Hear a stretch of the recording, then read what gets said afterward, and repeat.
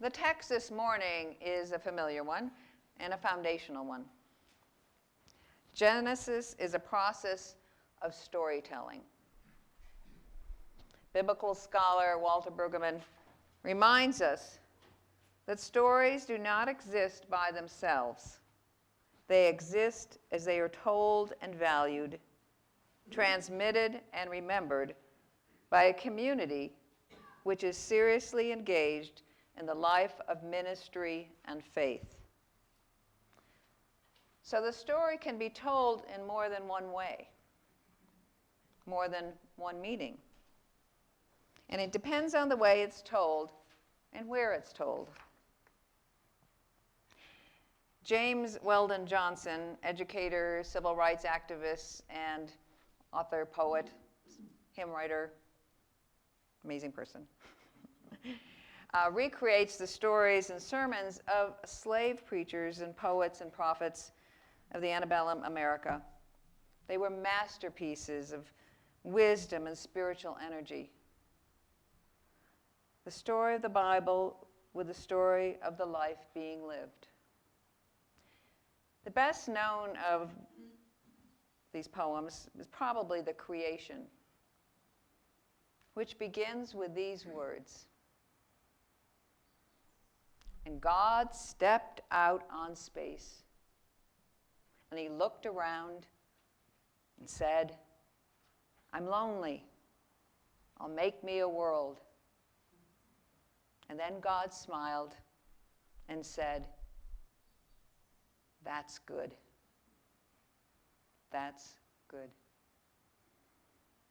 So I invite you to open your hearts and your minds as Mike reads this familiar story, and then be attentive, listening community that engages with Joe and Mary as they share their reflections.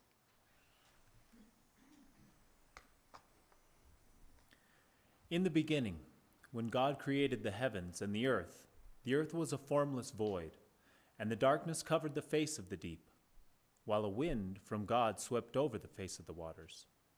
Then God said, let there be light, and there was light. And God saw that the light was good, and God separated the light from the darkness. God called the light day, and the darkness night. And there was evening, and there was morning, the first day.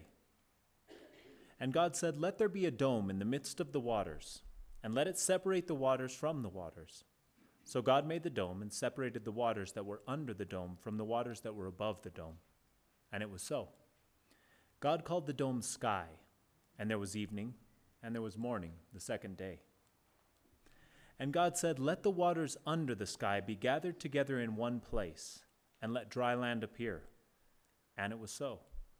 God called the dry land earth, and the waters that were gathered together God called seas. And God saw that it was good. Then God said, let the earth put forth vegetation, plants yielding seeds, and fruit trees of every kind on earth that bear fruit with the seed in it. And it was so. The earth brought forth vegetation, plants yielding seed of every kind, and trees of every kind bearing fruit with the seed in it.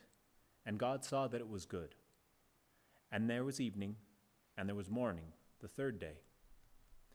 And God said, let there be lights in the dome of the sky to separate the day from the night, and let them be for signs and for seasons and for days and for years, and let them be lights in the dome of the sky to give light upon the earth. And it was so. God made the two great lights, the greater light to rule the day and the lesser light to rule the night and the stars. God set them to separate the light from the darkness. And God saw that it was good. And there was evening, and there was morning, the fourth day. And God said, let the waters bring forth swarms of living creatures, and let birds fly above the earth across the dome of the sky. So God created the great sea monsters of every living creature that moves, of every kind, with which the waters swarm, and every winged bird of every kind. And God saw that it was good. God blessed them, saying, be fruitful, and multiply, and fill the waters in the seas, and let the birds multiply on the earth. And there was evening, and there was morning, the fifth day. And God said, "Let the earth bring forth living creatures of every kind, cattle and creeping things, and wild animals of the earth of every kind." And it was so. God made the wild animals of the earth of every kind, and the cattle of every kind, and everything that creeps upon the ground of every kind. And God saw that it was good. Word of God, word of life. Good morning. It looks like a whole new congregation. We usually come at 8:30, and so it's so different to be here, and quite wonderful. Thank you. I grew up in Montana, and my father and I used to go fishing a lot. And this one Sunday in June, we decided to go up to Milk River. Milk River flows from Montana up into Canada and then comes back down and joins the Missouri River. So anyway, we decided, well, we should go to church. Good Catholics, go to church every Sunday. So we went up to St. Mary's and went to church, and I was kind of restless, and it was so nice outside, I really didn't want to be there. And so we listened to the Mass and the service, and then walked out. And it was so amazing walking out of the church, because the church was a little bit dark, not quite so light, nothing like it is here. And the mountains were there. And in June, there's still a lot of snow, and a lot of the snow's melting. There's the snow rumbling down the mountains, and you can hear that, and feel that kind of presence. And it struck me that was where church was, that was where God was. And so God is really a part of nature, and nature is a part of God. I didn't think a lot about it for many years, and then I started working on a book a couple of years ago, and it's called Groundswell, Indigenous Wisdom, A Moral Revolution for Climate Change. And the whole concept of how we think about nature and our relationship to nature came up several times as I was interviewing various indigenous people from Canada and the US. And I started thinking a lot more about it. And they kept talking about man being a part of nature, and that we are part of nature and nature is part of us. And that concept is a little bit different than what we're hearing in our stories today. There's a phrase that says, and it's a little bit beyond what we read today, but it says, multiply and fill the earth and subdue it. Subdue it? What does that mean? And then it says, you are the masters of the fish and the birds and all animals. And it puts us into a relationship with nature and with God, because God is kind of something outside of ourselves. But in Navajo, when you speak the language of Navajo, when you think of God and you're talking about it, God is always thought of as within us. So the language itself carries a different meaning than the way we think of God as being outside of ourselves. So in going further with that, I began to think, well, if we took on an indigenous perspective and we thought of nature as part of us and we thought of nature as God, that puts us into a very different relationship with the earth and with everything that's on the earth, and us as being part of nature. And just by doing that one little thing, it would really solve the whole problem of climate and the difficulties we're having, because we're doing things where we don't respect the earth, we're extracting things, we're raping Mother Earth, we're doing things that are really harmful to our air and to our animals, and the sea is changing with a lot of the sea life because of the acidification of the oceans. So we're losing a lot of our species. The sixth extinction is in full force right now. So all of this, to me, can be changed just with a little kind of an evolution in the way we think about how we are. And so I kind of felt a little foolish thinking, well, who am I to question what's in the Bible? But this is one phrase that I really do question, and I think we want to think about that and look at. And a lot of what we hear today really does contain that other perspective of us being connected to the animals and being supported by the animals, and we are supported by nature, and we are nature, and God is nature. So I'll leave those thoughts with you, and thank you very much. Yatea Bena, Mary Roessel Yanishya, Kia Ani Nishlin, Do Sena Jenny Bashichin, Do Ashihin Dashiche, Do Biligana Dashanella. I am Mary Roessel, and I'm from the Navajo Nation. The goodness in my life is very great because the foundation of it has been through the Navajo creation stories. And so that's the way I see the world. That's my lens from how I view everything in life. And so it has been my foundation. I was born and raised on the Navajo reservation, and my grandfather was a Navajo medicine man. The Navajo creation stories are very sacred and are only to be talked about and shared during the winter months. And the reason for that is that for us, we have 4 worlds, and we evolved from the black world, which the first world was blackness.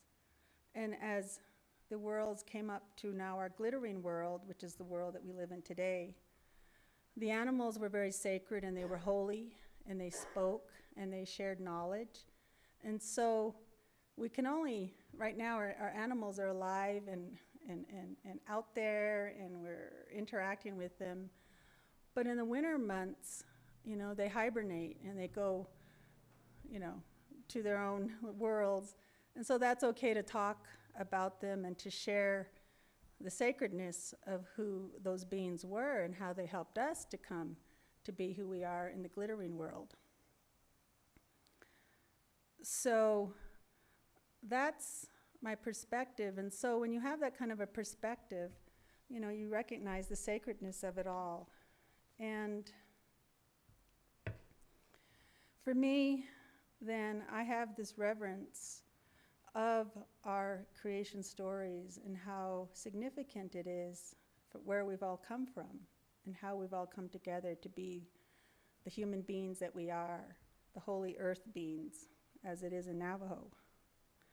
I also was raised within the First Congregational Church when I was growing up, as was stated earlier, and we had this great connection with Talitha. She was a few years older, and we found this out later that she knew my grandmother, and we would come to church, and we would be there with my grandmother, and we were part of the congregation, and it was very, very special time for us.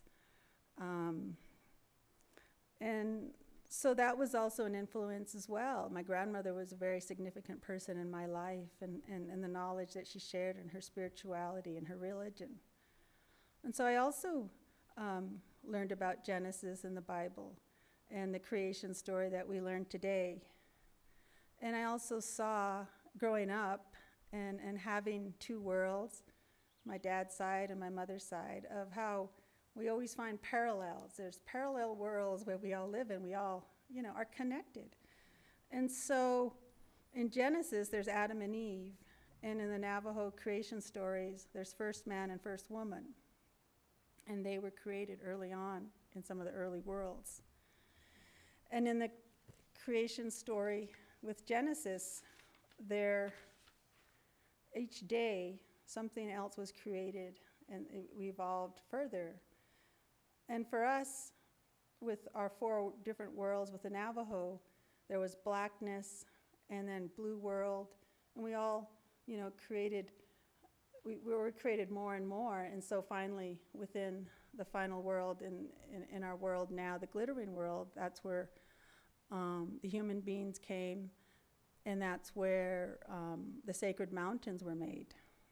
And so, I see those connections, and also within Genesis and the beauty of the creation and how God envisioned the separation and the Mother Earth, Father Sky, and all of that. I put those terminologies in there because it's so beautiful. It helps help it to come alive a little bit more for me. But I see that, in Genesis, there is the beauty of the world and the creation of all the species, man, animals, and the balance that is needed to be in place for the goodness to show through. And for me, too, the goodness needs to be dependent on my mindfulness of the beauty of the world around me and respecting nature, Mother Earth, and the animals and the elements, and our talking God and God. and the holy people. And White Shield Woman is one of the holy people. And another parallel is White Shield Woman, who I was named after as well, is one of the revered deities of the Navajo, and many things were created from her. You could maybe make the connection or not. You know, then there was Jesus, and what good came from him. And so we all have these creation stories, and we see them in different ways. But for me, when I think about creation and how we need to be in this world and revere it, is there is a reciprocity as well. I don't just take, from nature. I don't take from Mother Earth. I don't take everything without giving back. And so this reciprocity is very vital to Navajo people and to all indigenous peoples, so that there is a balance. We have to maintain this balance, this give and take. And if you love something, you don't just take from it. You have to give back. You have to feed it. And so an example that I want to give you of that is that in the fourth world, where we are now, that's where the sacred mountains were all created. We have 6 sacred mountains of the Navajo. And one of them, the sacred mountain to the east, which I will speak about, is Cisnagena Blanca Peak. It's up by Alamosa. The other sacred mountains, just to kind of give you a world view of how I see my world and what is sacred, and the pillars of that strength comes from, is the southern mountain is Mount Taylor, or Zilth, near Grants, and the western mountain is Dokosleed, and it's next to Flagstaff. And then the northern mountain is Hesperus Peak, which is Debensa, Sheep Mountain. And then there are 2 other sacred mountains as well, Zilthnaho Dithley and Chol'in, or Gubernador-Nob. So this is all our sacred world. This is where our creation is. So we live in our creation, which is so beautiful. But what I was taught through my grandfather was that the sacred mountains are where we get our knowledge and where our thoughts live and exist. So we need to feed our mountains so that they give back to us. And so my grandfather taught me and took me to the sacred mountain of Blanca Peak to give offerings back to the mountain and thank the mountain for what they have given us. And so we would offer turquoise gems and have prayers and songs there, and really become a part of nature, become a part of that mountain, and continue to be filled with that beauty and sacredness of it.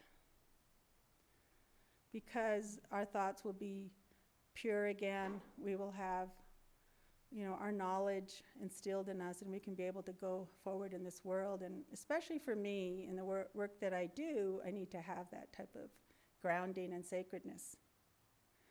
So this is how I feel the goodness of creation has been for me, particularly as an example through the sacred mountains. Hujernahasling, it is finished in beauty.